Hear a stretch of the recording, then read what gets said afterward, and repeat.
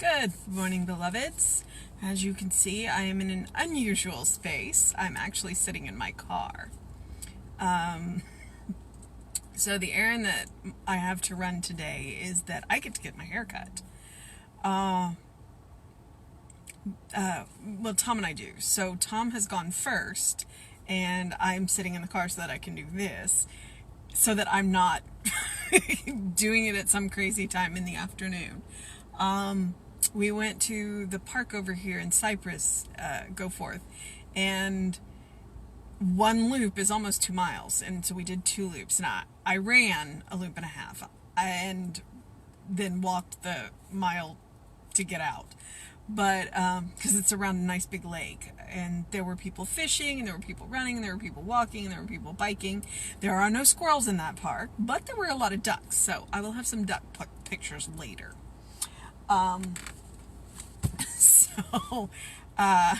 Yeah. I figured I could figure this out. And so this was the plan that we made. Packed everything last night and left the house at 6:45 this morning. I like getting up early to run, but 6 o'clock is kind of unless we have a race. And even there, I generally only have to get up at 5:30. Not that much of an early morning person. Okay, so it is June 27th. It is Saturday. And our title is, I Will Fear No Evil. Sorry. I know the light's a little weird. I tried opening my moonroof to see if that would help. Okay. I will fear no evil. Today my heart is without fear, for I have implicit confidence in the good, the enduring, and the true. Fear is the only thing of which to be afraid. It is not the host encamped against us, nor the confusion around us that we need to fear. It is the lack of confidence in the good that alone should concern us. Through inner spiritual vision, we know that evil is transitory, but good is permanent. We know that right finally dissolves everything opposed to it. The power of spirit is supreme over every antagonist. Sorry. It is propped on my steering wheel. And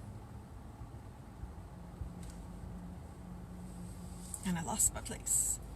Okay, I'm going to start back with the line. We know that right finally dissolves everything opposed to it. The power of the Spirit is supreme over every antagonist. Therefore, we should cherish no fear.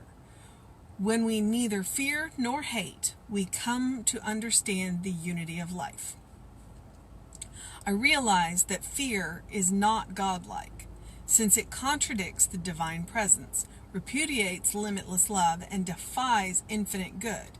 Therefore, I know that fear is a lie, a fraud. It is neither person, place, nor thing. It is merely an impostor that I have believed in. I have entertained it so long that it seems as if it really were something, and it attempts to make me believe that 2 and 2 are 5. That the earth is flat, and that God is limited. Today I repudiate all fear. I renounce the belief in evil.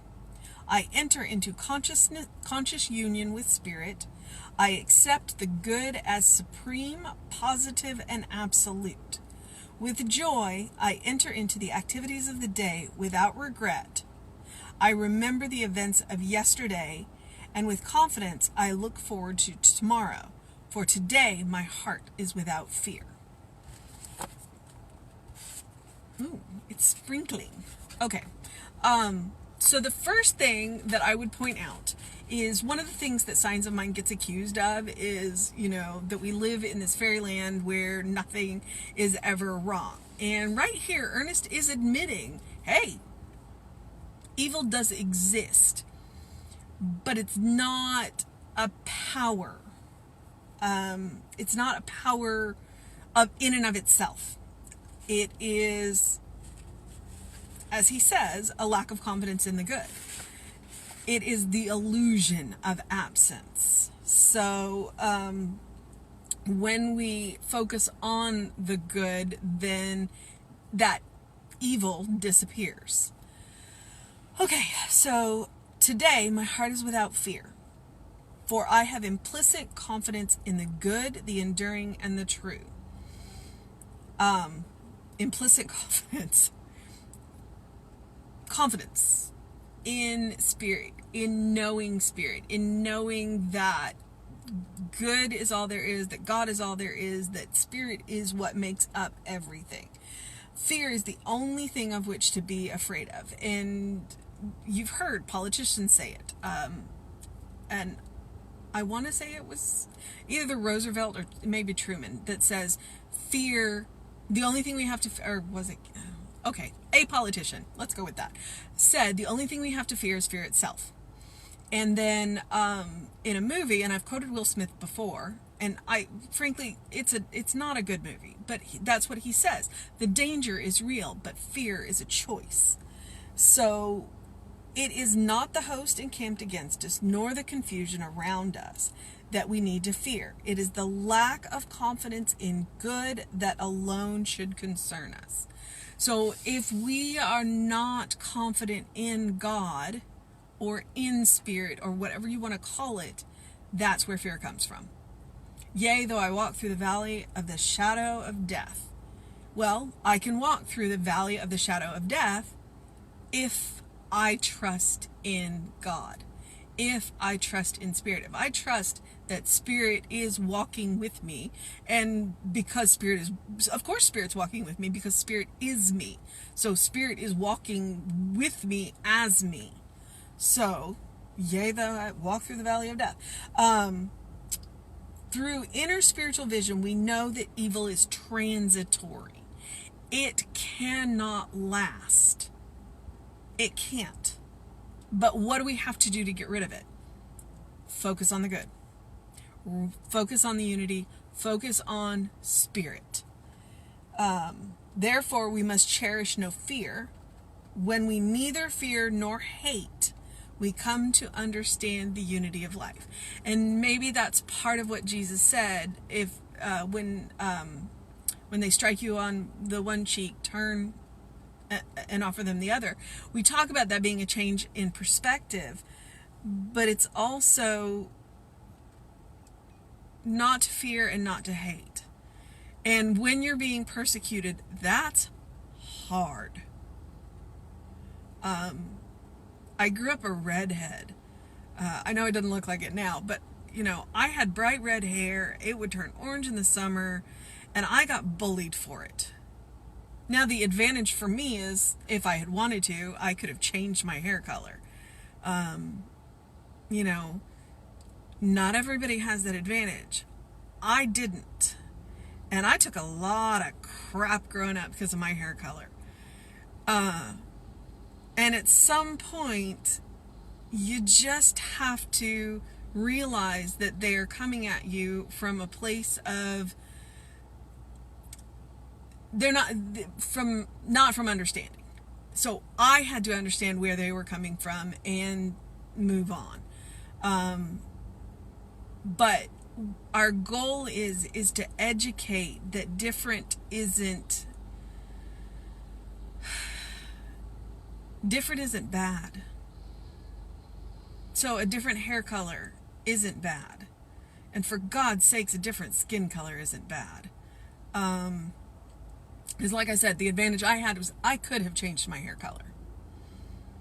Our brothers and sisters of color don't have that option.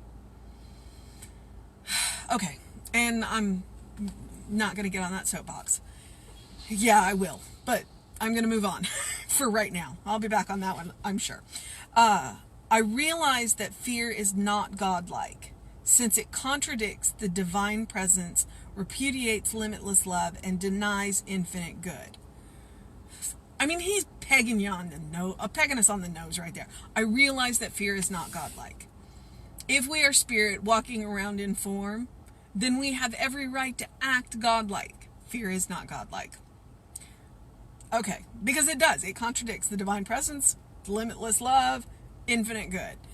Therefore, I know that fear is a lie and a fraud. It is neither a person, place, nor thing. It is merely an impostor that I have believed in. So if I take my attention away from it, it will disappear. I have entertained it so long that it seems as if it really were something. And it attempts to make me believe that 2 and 2 are 5, that the earth is flat, and that God is limited. Okay. Right there, I'm not sure that Ernest is speaking for himself. I would tell you that he's speaking from race consciousness there. Because we have entertained fear for so long that it's real. We have entertained evil for so long that it's real in our experience. It's not real, but in our experience, it is real. And so today I repudiate all fear. I renounce the belief in evil. I enter into conscious union with spirit. And there it is again. Every time I enter into conscious union with spirit. I accept good as supreme, positive, and absolute. With joy, I enter into the activities of the day without regret. I remember With joy, I enter into the activities of the day. Without regret, I remember the events of yesterday. And with confidence, I look forward to tomorrow. Okay, I do like that he put the line, without regret, I remember the events of yesterday. Because we all do things that we wish we hadn't. And we can't go back and change them. But we can do better going forward. So, regret is a useless emotion to keep. So move forward, and with confidence I look forward. For today my heart is without fear. So, our mission today, should we choose to accept it, is to enter into, with joy,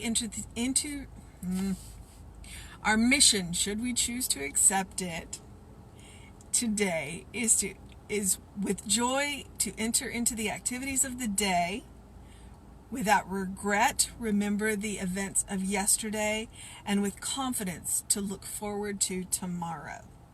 For today, our hearts are without fear. All right, beloveds, I'm gonna go get these locks. I don't know what she's gonna do. This is what I love about my hairstylist, is I walk in there and she looks at it and she goes, okay, and then she does whatever she's gonna do. Hazards of having naturally curly hair. Fortunately, she is really good at what she does. So I also really want to change the sweaty shirt. So do something loving for yourself, do something kind for yourself, do something compassionate for yourself today. Open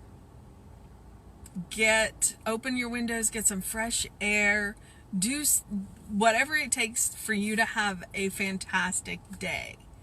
I'll be back with you at 9 a.m. tomorrow. Reverend David will be on sometime later around 5, and the live stream service is tomorrow, and we have a special guest tomorrow.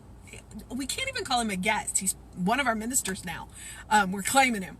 Reverend Arthur will be with us tomorrow. Jesse will be there to introduce him, and then Arthur gets the stage. So it will be fantastic and wonderful and good, and I don't know, I forgot what his title was.